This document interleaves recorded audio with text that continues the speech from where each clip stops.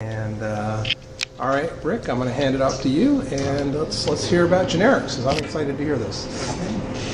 So here we are in the pre-function room. I don't know if anybody noticed that on the Absolutely. Yeah, we're in the pre-function room. It was planned. The function room was taken. Just mentioning. This is, And thanks for so we're right in the depths of the compiler right now. and thanks for being here tonight and sharing some time on generics from Java to Haskell and Agda. Java generics are an interesting topic, and I'll talk for part of the night tonight about Java generics. Did anyone get a chance to download the Java source code that I provided? We're all did you like to apply to Java source code?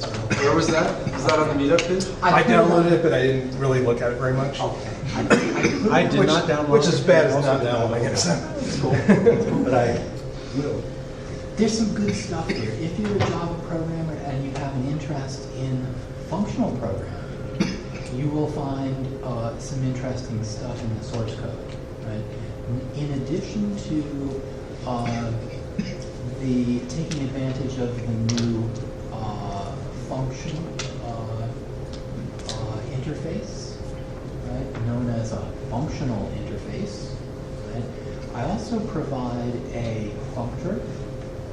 I provide an applicative and a monad. Now, I won't have a chance to go through all of those in any detail tonight. What I'll do is I'll take advantage of the fact that they are defined, right? And I'll demonstrate some capabilities based on the classes that are there, okay? If you want, we could get back together another time and we can look at that in some detail, because it sounds like we have quite a few of the folks here are Java programmers and they have a functional programming interest. Interestingly, I think it's a fairly significant part of the evolution of Java that's taking place right now with the introduction of the Lambda syntax, right?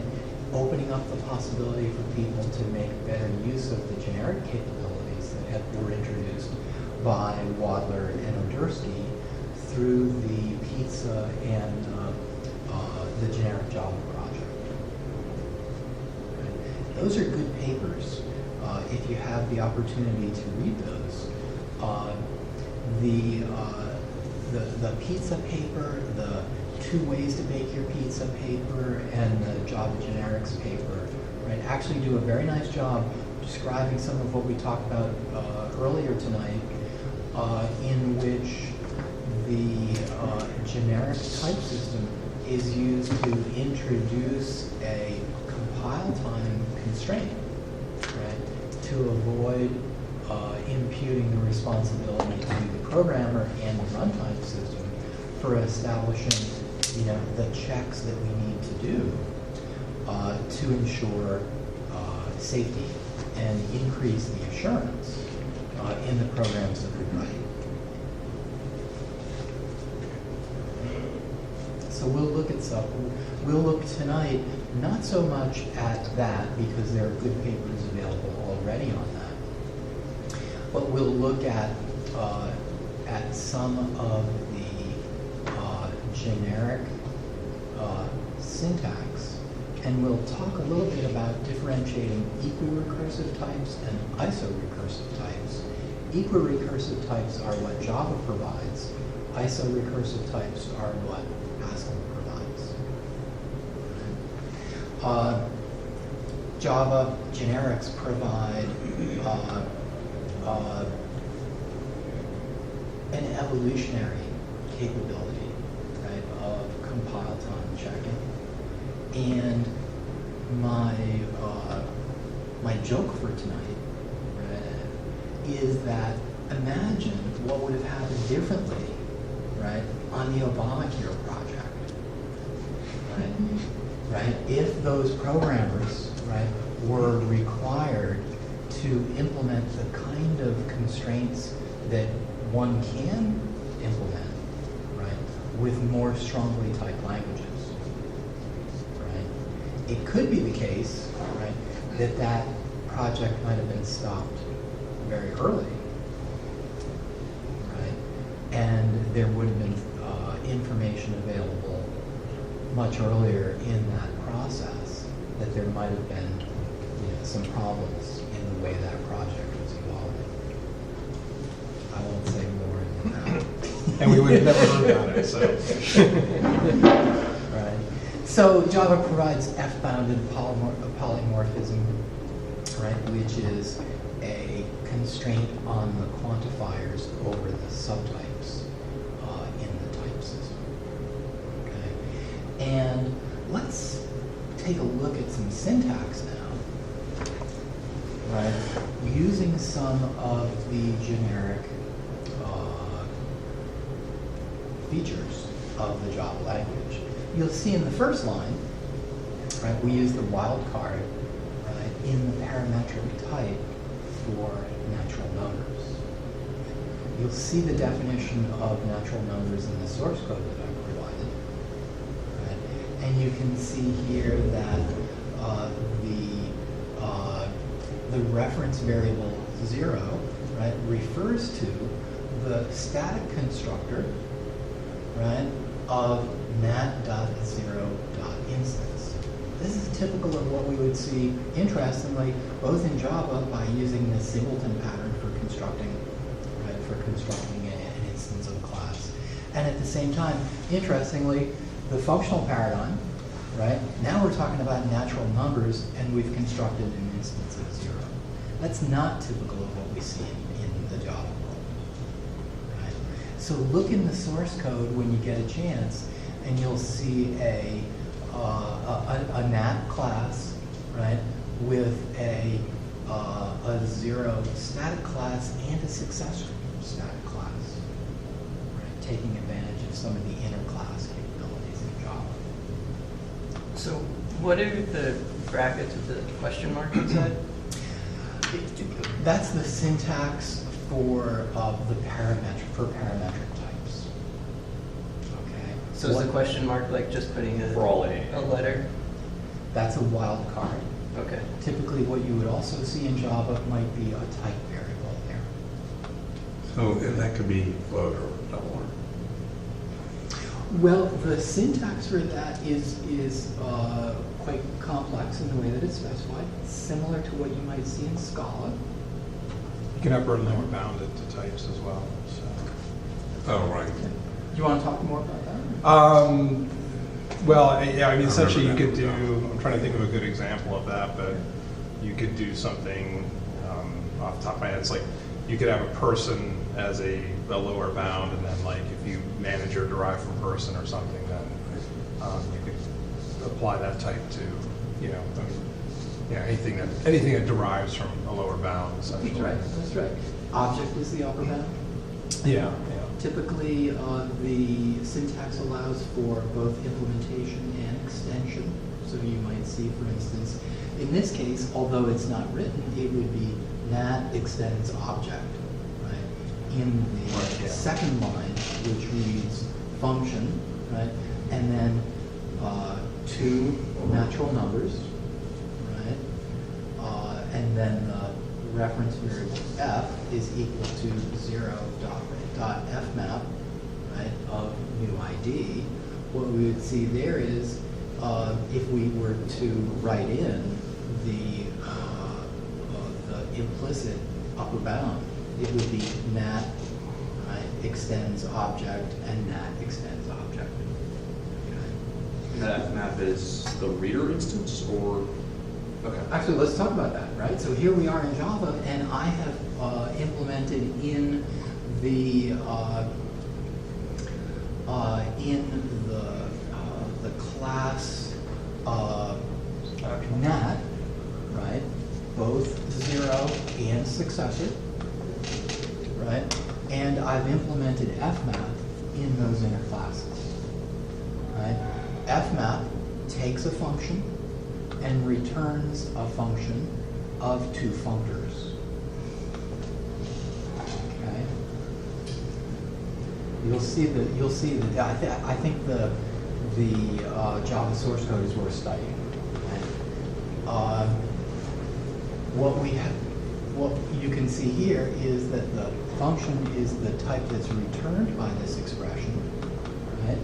And concretely, we've returned two functors, which are the two nat types, or what that signifies, right? Just like we would in Haskell, right? And fmap lifts the identity function, which we passed into passed in as its argument, right? And takes that identity function and lifts it into a function of two functors. And so you're doing 0.fmap just to get it, just to constrain the type so it's over naturals instead of? Yes. Okay. Yes, and it lifts the actually what it does, it lifts the type variables into the functors. Okay, and so nat is the functor in this case? Yes. Okay. Yes, as we would expect. So what is I Okay. normally? Or what is I ID? That's the identity function. Oh, so that just takes an argument and returns it. And it's the identity function, just like we would expect in Haskell. Right? Cool stuff here. In terms of being able to do what we're doing in our functional paradigm, right, and moving it into Can you explicitly write out a type for that identity function in Java? the type for the identity function. The type for the identity function, we can actually reflect. Okay. Right? We get that from our reflection, right? And I actually have a little bit of source code that I can run that shows how to read those types. Okay. And if I minimize my screen here and get my glasses on, I will be able to show you here in my Emacs, right, that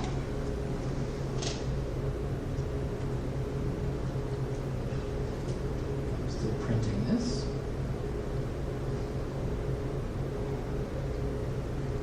I'm sorry, I'm not printing it. Let me look in the source code itself, which may be more convenient anyway.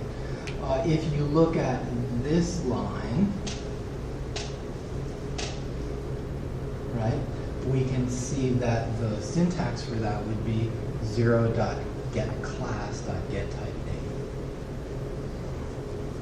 Okay? And that's how we would get our type.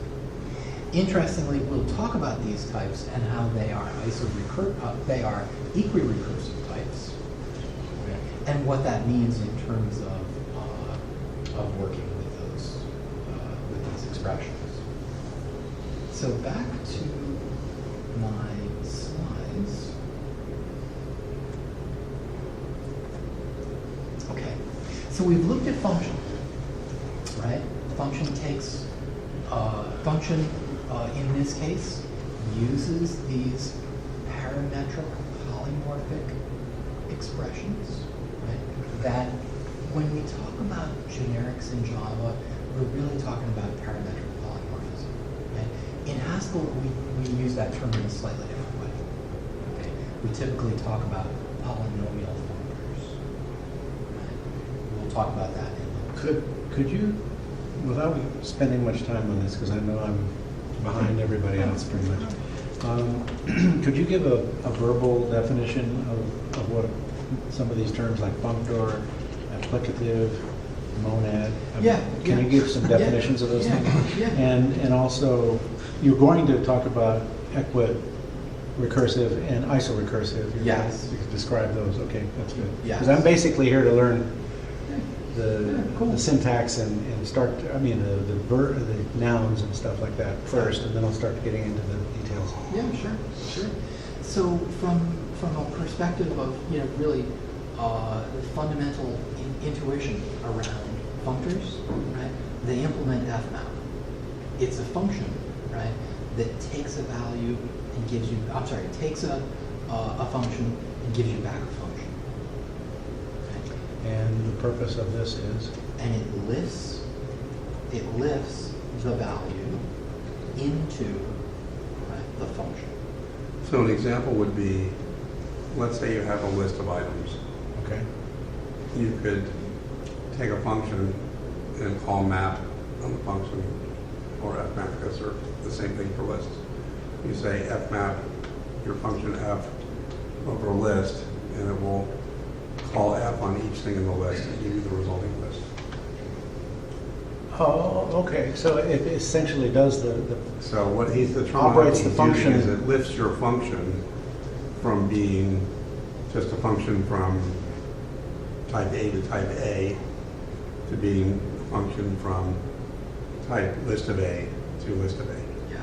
okay, so essentially operates on a collection and as opposed to also- an individual scalar. That's the example for There's lists, lots of other things too. but that's the example for lists, but it will work depending on the context in all sorts of different contexts, not just lists.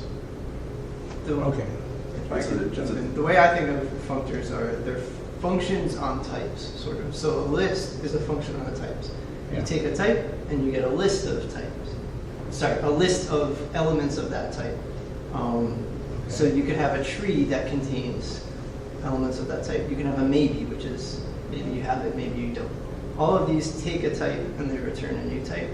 And so what the fmap does is applies.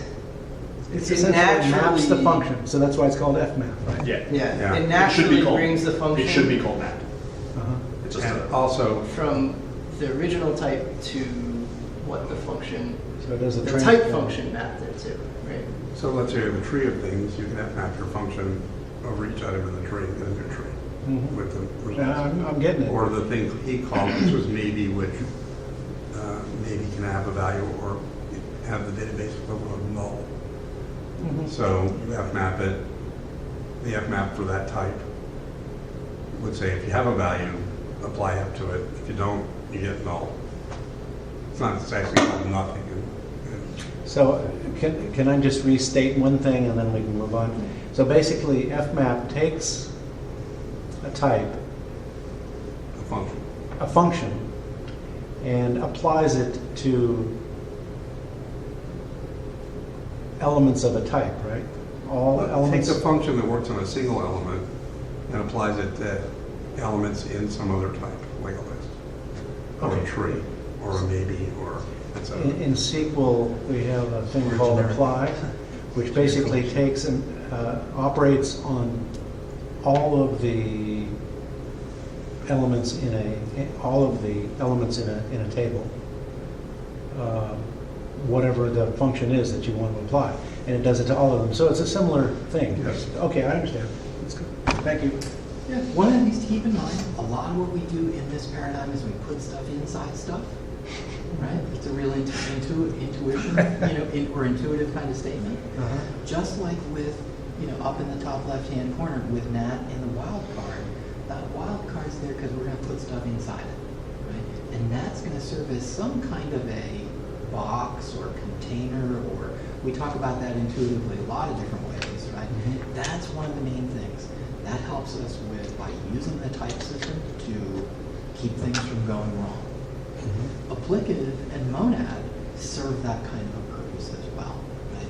We put stuff in there, and then we put a function in there, and the function operates on the values inside the box. That's an intuition. Okay, okay. Right? And can I just say one little thing? One characteristic of Haskell is that you get to think about a lot of things that have a common pattern at a higher level of abstraction, and even use the same notation for all of them in comparison to what you would see in a language like normal Java. This isn't a normal Java. Yeah, I can kind of tell that, yeah. All right, that's Okay, good. cool. Any other questions before we Okay, so we haven't done anything with this function yet, but we have a function and our reference variable f. Right? Now we need to apply something, right, to that function, and in the third line we apply 0. Right? What happens in Haskell when we apply 0 to 0 is we get 0. In fact, we always get 0 when we try to do something with 0.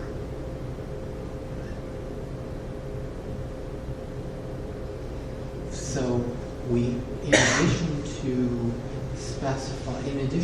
applying the value 0, we see that the value returned, the two slashes over on the right, what I've indicated there is the syntax of value on the left, colon to indicate a separator, and type on the right. So the way we read this is the value 0 of type nat, right? $0, which in Java signifies an inner class. Any what? Inner class. Inner class. Okay. An inner class. That's a Java class structure. Okay? So we call it still 0. Right? We still have 0 because we've applied 0 to 0. I then go on to define in the next line the reference variable 1, just like we would expect in Haskell, right? We can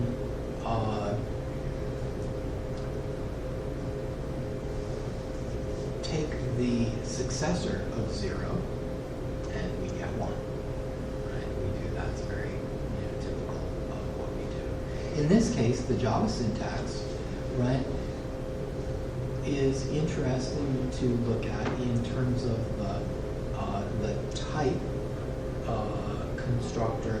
If I use my Haskell description of this syntax, it would be the type constructor nat.successor, right, with the type variable, right, nat, right, nat, and the wildcard question mark. Well, I'm in the middle of looking at Right? you. Anyway, So this is, Right. right, we are now specifying the type of 1, or the successor to 0. Right? So on that fourth line that we're discussing, if I'm reading the syntax correctly, it looks as though we're restating 0's type. And I was wondering why we would need to restate its type as a nat if we defined it as a nat on the first line. And where do you see us restating the type? Well, it looks like when we're constructing 1, Which line are you on? Just line 4, With the 1. line 4. So when we're constructing 1, Yes. we ask for the successor of 0. 0 is the input. Yes. And we're restating the type of 0 as Yes. nat without any kind of Yes, with a wildcard. quantifier. Right? Yes. So why, if we've already declared it having a type on the first line, what is the point of that? We always, in this paradigm, declarations and specification is part of enforcement, right? And keeping things from going wrong, right? So Well, that's we need to adhere to the syntax, right? That we're required to adhere to, and Well, Java also likes type inference, right? So it can't figure out what the type inside is supposed to be. It won't know that it's the 0 defined above. because Well, we knows don't- it's 0 defined above, but Everyone it can't knows it's a solve nat the of something, right? Okay. Java doesn't have a type solver to go in there and figure out what the type of that hole is. It can't just call like get class on 0. No, at the type checker level.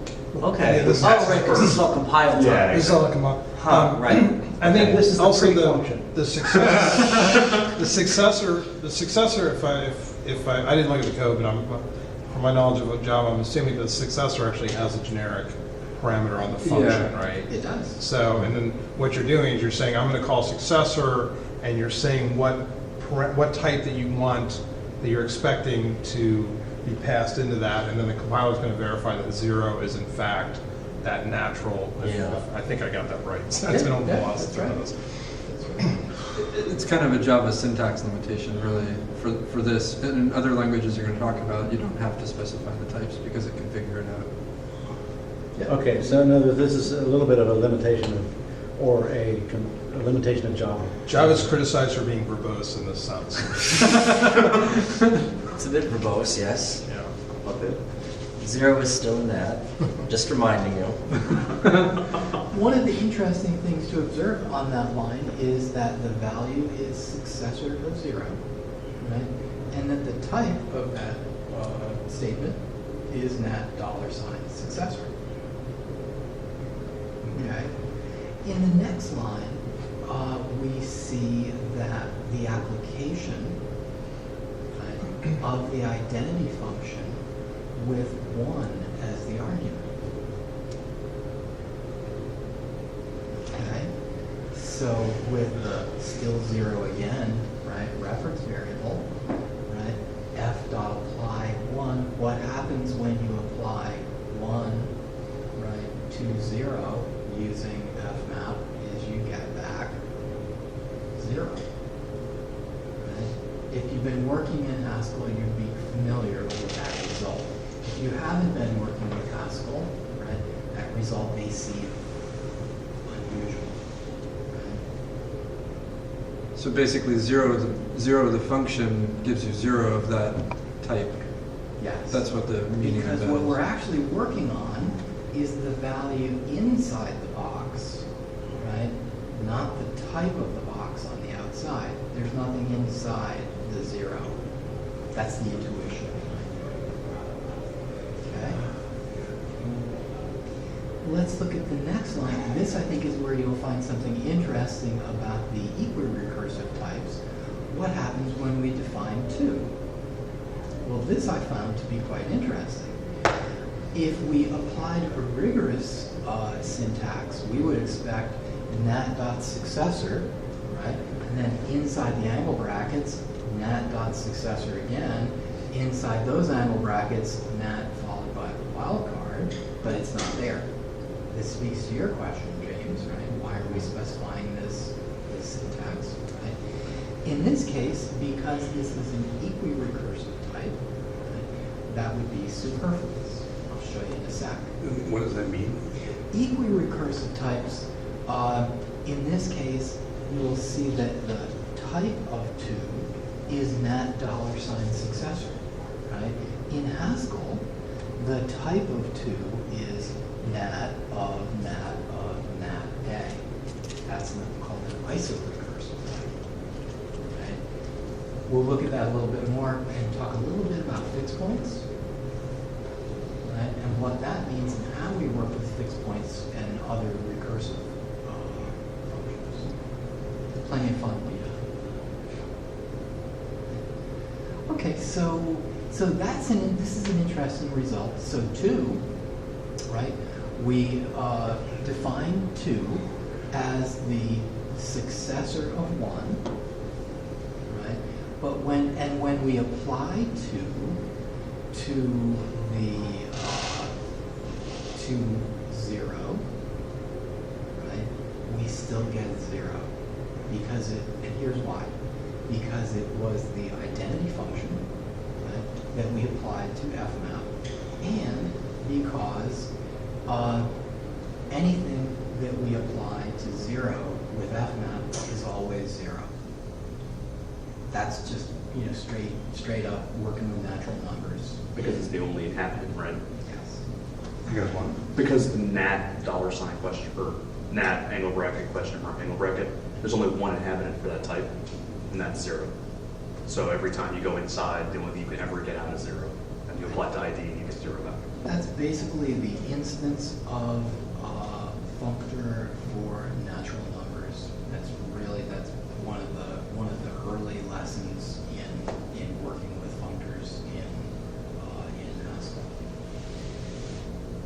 Okay, so plenty of fun to be had on this slide, right? Good stuff. I hope you enjoy looking at some of the Java source code. It's worth looking at that if you do work with Java and you want to get your hands dirty with Java and some of the Lambda syntax. Let me show you a little bit of this Lambda syntax. If you've been working with or have an interest in constructive logic, right, you will recognize that this is a type level, right, conjunction and disjunction that have been defined in Java using some of the new Lambda syntax. Okay. Let's just talk briefly about typed logic and constructive logic and conjunction and disjunction. Right? The idea behind constructive logic that's different than first order logic is this. In first order logic, we're typically doing Boolean valuations, true or false. With constructive logic, we're looking to create a witness of some expression. Okay? There's a math history behind that. Right? It has to do with infinity. Right? And for the purposes of what we're going to talk about here, the neat stuff that's happened within the functional programming community is there's a lot of use of constructive logic for being able to operationalize, right, functional programming and have a logic that is very convenient to use. Okay. I'll pause there for a second. Do you want to ask questions about that, or do you want to talk about that? That implies I know which questions to ask, so we can continue. Right. That constructive logic, right? That's a lot of great background. Like, why do we do this? Why are we interested in functional programming? Right? What does functional programming offer to certain stakeholders that other paradigms might not offer? Right. So there's a lot of history there. There's a lot of motivation there. So good reading. When you do get a chance to look into intuitionistic type theory and Agda, the work with dependent types, it all becomes, I shouldn't say all, but it's primarily about that type of work. Right. So let's look at some of the syntax. Again, you might recognize function. We're going to construct a left injection. Right? Imagine a type named either that you can have either the left or the right. Okay, and in this first line, we create a left injection with the new lambda syntax by simply instantiating a new instance of the class left.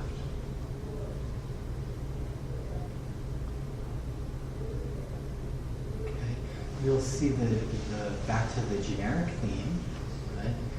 The function is constrained or bounded, right, by Boolean and either, and that inside the angle brackets for either is left, right, which has two wildcards as arguments. Okay. Why does left have two wildcards? I thought you could only hold one type. That's a good question. I'd have to look at this Java syntax Okay. and see what's there. I don't- Okay. Is it just because either has two, so left has to have? It may be. I would need to Okay. look at the Java syntax to answer that question. Okay. I apologize. That's all right. I don't have that one. Yeah, that's a good question though, because it could be the interface between either and left have to Yeah. Correspond. correspond. Do you want to look at it? I don't have any feel ahead of it. Okay. A similar syntax here, right? Where once we've established this reference variable linj, which stands for left injection, right? We apply. Again, we call the apply method, right? And we pass in the value true from the static boolean.true.instance. And we get back the reference variable left, and the type constructor for that is either with two wildcards. The right injection is the same thing, it's just not right. Okay. With the pair or conjunction, we use a binary function, which is defined in the Java util library. Right? That takes 2 arguments, gives you 1 thing back. Put in 2 booleans, you get back a pair. Right? In the literature, you'll see pair product, right, referred to. A lot of that happening in Scala, this type of logic being used in Scala, Haskell. This is part of the constructive approach or the intuitionistic approach, right, to defining logic at the type level, as opposed to what we see with first order logic and OWL and description logic and stuff like that, right, which is typically Boolean evaluation. Okay. So why do these all apply only to pools? I just did it that way. Okay. I just put that in. But it could easily apply to any other We could put, yeah, type like. put other stuff in there. This was interesting in terms of simply differentiating, right? Well, first introducing the type logic, and then differentiating conjunction and disjunction. Right? In the work that we'll look at tonight, right? Unit, identity, conjunction, disjunction serve as a mental logic and turn out to be quite prevalent in the literature. So, hey, Hi. thanks for coming. Sorry for the delay. Couldn't make it in here. Good, there's pizza and stuff over there if you're interested. And cupcakes. Thanks. With no calories. Yeah, you're right. So we've He's sort not of worried about that. we sort of hit the end of the Java, the stuff that I thought would be valuable to talk about with Java, right? Let's pause for a minute and reflect on whether there might be some discussion around that.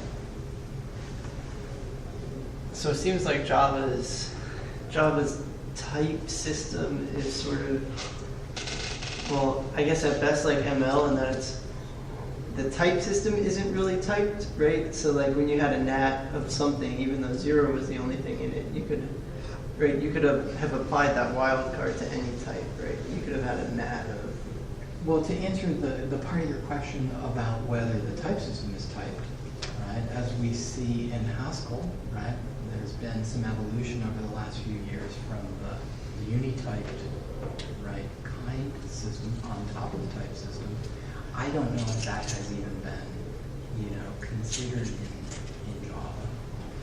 But I think what's the positive perspective on Java is that there was a JVM that was there. There was a Java C compiler that was there.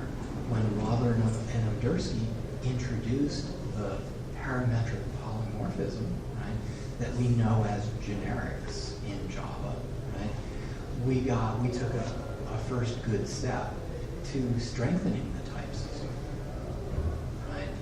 I suspect that a lot of, and this is pure speculation, but a lot of what's going on with Scala, right, is carrying on that pizza work and that generics work at a more advanced level, leading the way, right? And the Java language and the Java virtual machine also are continuing to evolve, right? There's a lot of good discussion now in the Java community about method handles, right? And I think it's called the Lambda Meta Factory, right? There's also a theme there called invoke dynamic. The idea being this, right? Within the paradigm defined strictly by classes and methods, how do we evolve, right, a virtual machine, right, in order to support syntax where functions become a first-class citizen, right? Well, we have to locate, right, that function somewhere, right, And the evolution of the compiler and the JVM is now going through, you know, some actually very positive changes to make that happen. So when you say locate, you mean situate. You have to find a place to put it. Where are you going to call Yeah. this thing from, right? Because it has to be in an object in Java, so I think that's what you're saying, right? That's been the paradigm, Yeah, right? It's yeah. got to be associated with a class because it's really a method in a class that gets Yeah, called. exactly. Right? Now method handles, and how do you find method handles through a lookup? Right? That's evolving, so that maybe that association between class and method, we're starting to evolve. And then I think it's called the Lambda Meta Factory is the next stage of evolution, right? Where there was a new instruction added to the JVM, right, to support the dynamic lookup of a call site. And now we're getting into a little more specifics about Java and the JVM, but that's the language, right, which is we're going to look up a call site. What does that mean? Well, our intuition is that there's a class with a method somewhere. What's this call site?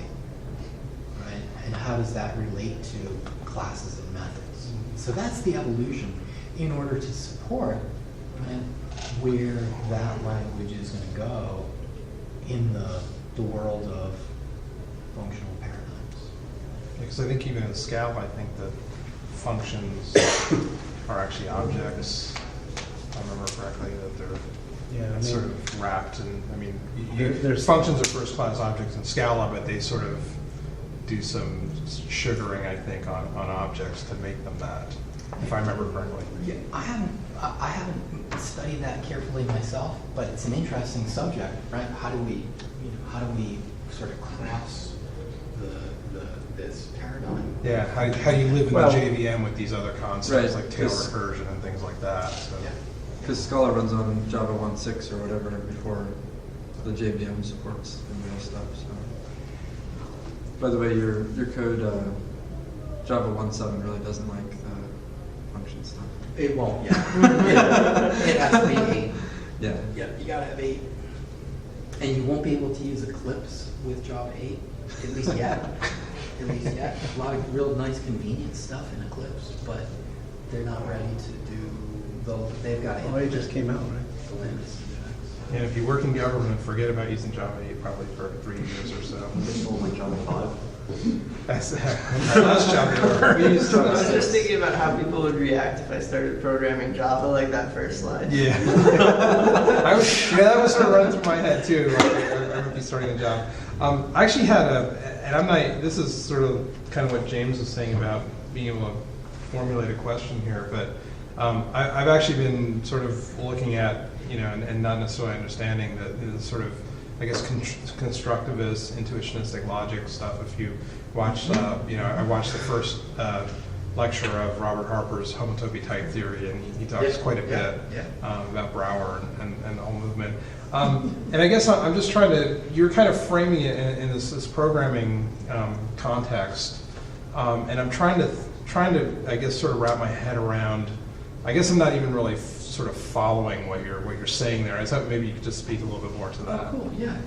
So a little bit. So I did a bunch of stuff with UML, right? And worked with the folks in the object management group. We made some good progress.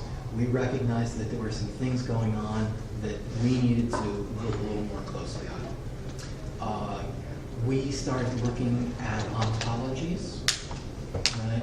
OWL, RDF, and first order logic, okay? Description logic. Now, in that world, you are typically focused on Boolean valuation or first order valuation, which is really about true and false valuation. There's a lot of philosophical stuff to talk about in terms of in the Tarski and Kripke models of semantics. But in a nutshell, from a programming standpoint, it's fundamentally about Boolean evaluation. Okay, so you mentioned Brouwer, right? The idea there, intuition is what works in a finite world cannot necessarily transfer to an infinite series. Okay? These are known as the weak counterexamples, right, that Brouwer proposed to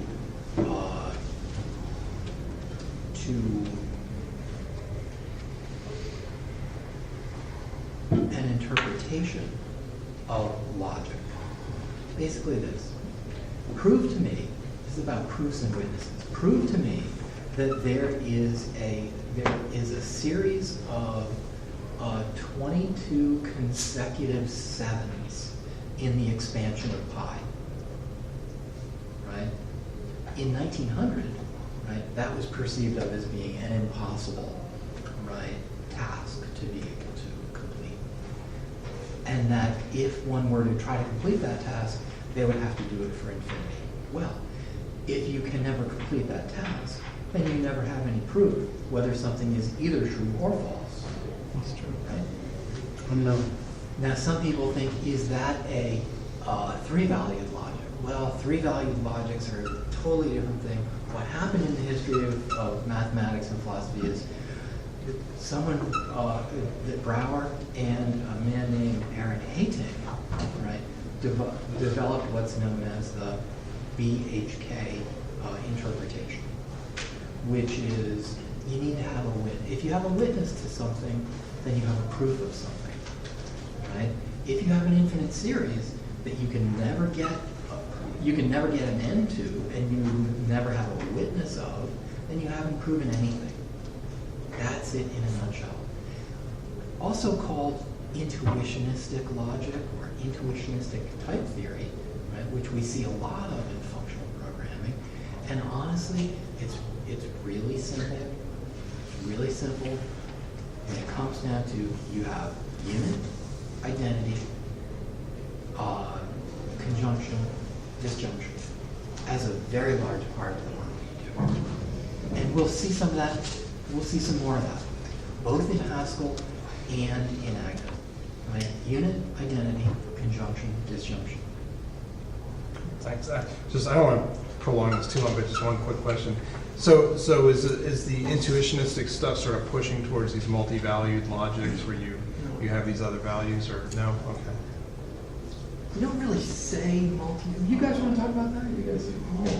I don't know much about it, but I just know that it's distinct from multi-valued logic. Those are- Well, I mean, you have three-valued logic. In a where you way, have you unknown. sort of get. So in classical logic, you have the law of the excluded middle. Everything is true or not true.